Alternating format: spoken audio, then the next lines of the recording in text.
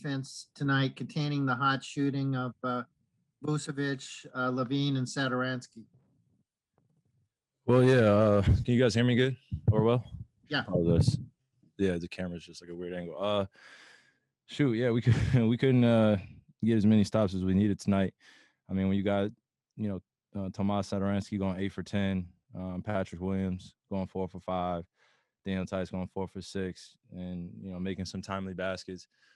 You got to give credit. In the second quarter, I feel like they created separation and we were playing catch up, and they just kept coming at us. And when you're giving up 30-point quarters consistently or consecutively, it makes it difficult to mount a comeback. So we put our effort on the line, but we definitely could have gotten this game started a lot earlier. Well, not earlier, time-wise. It was early enough, but just in the beginning minutes of the game. So you got to give the Bulls credit. They came to play tonight and they made shots. Alex Schiffer, The Athletic.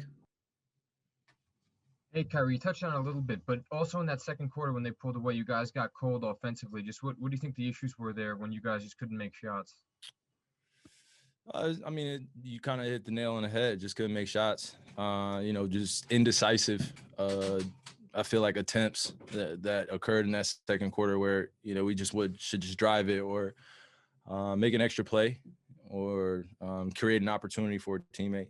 And they created separation. So like I said, you just gotta give credit when credit's due. They made shots this early afternoon game, and now we learn from what we can and move forward. Brian Lewis, New York Post. Okay. Steve had mentioned that he didn't think the pace was necessarily where it should be. In your mind, is part of that related to you're playing big, you're playing with lineups and rotations that you are not accustomed to? Did you think that played into it, or was it something else?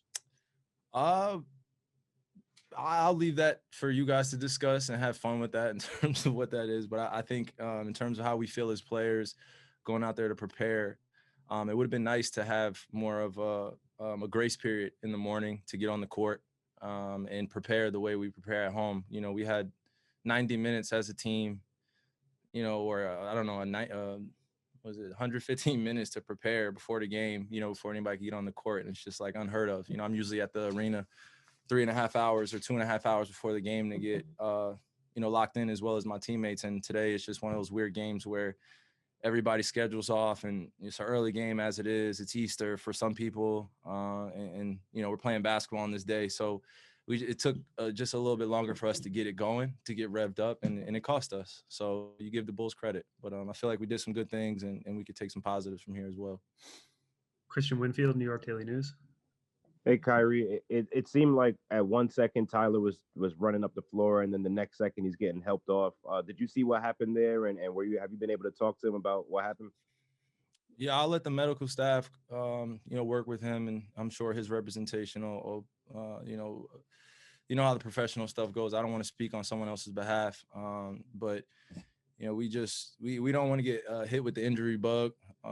But it's inevitable for a lot of teams in the league, especially the amount of games that we're playing, and some of the weirdest things happen, at times. So we just got to be able to be there for them, support them, and get ready for another game in 24 hours. So we just wish him well. Don't want him to miss too much time. Last question, Malika Andrews, ESPN. This one's kind of a little bit out of left field, Kyrie. I'm working on a project about race in the NBA over the past year, and I'm just wondering if, reflecting on the conversations we were having a year ago versus now, how you feel the momentum is in the NBA at this moment. For what?